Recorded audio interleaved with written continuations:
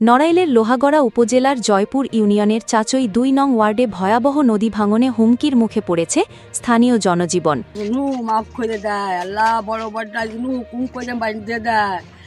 এই দয়ার সাথে আল্লাহ, আমরা গরিব কারা বসাল মানুষ, আমাকে কোনো অর্থ নাই বৃত্ত নাই, কত কষ্টে এক কানি দুই কানি রেখে বাড়ি করেছি।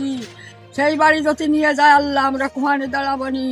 আমার মানুষ নাই, কেউ নাই দুনিয়ায়। আল্লাহ তুমি মাফ করো, দশে মাফ করাও। ভাঙনে ইতিমধ্যে প্রায় ৩,৫০০ কবরের গোরস্থান, অসংখ্য গাছপালা এবং ফসলি জমি নদীগর্ভে বিলীন হয়ে গেছে। সর্বশেষ ভেঙে গেছে ওই এলাকার একমাত্র চলাচলের সড়কটিও, যেটি দিয়ে শিক্ষার্থী সহ সাধারণ মানুষ স্কুল, বাজার এবং নিত্য প্রয়োজনীয় স্থানে যাতায়াত করত। স্থানীয়রা জানান, প্রায় ১৫ দিন আগে নদী ভাঙন রোধে জিও ব্যাগ ফেলার উদ্যোগ নেওয়ার কথা থাকলেও পানি উন্নয়ন বোর্ডের গাফিলতির কারণে তা বাস্তবায়ন হয়নি।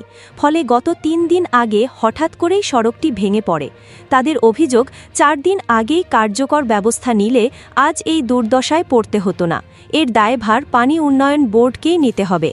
এদিকে ২ দিন আগে মাত্র একটি ট্রলার এবং ৮ জন জনবল নিয়ে পানি উন্নয়ন বোর্ড কিছু জিও ব্যাগ ফেললেও তা প্রয়োজনের তুলনায় অপ্রতুল। যেখানে ৭০০ মিটার এলাকায় জিও ব্যাগ ফেলার কথা ছিল, সেখানে মাত্র ২০ মিটারে ব্যাগ ফেলা হয়েছে।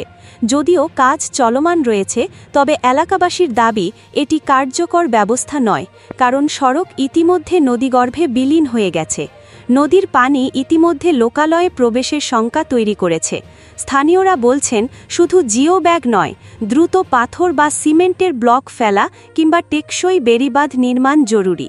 এলাকাবাসীর দাবি, দ্রুত সেনাবাহিনীর হস্তক্ষেপে নদী ভাঙন রোধে কার্যকর উদ্যোগ নেওয়া হোক, না হলে বড় ধরনের মানবিক বিপর্যয় নেমে আসবে।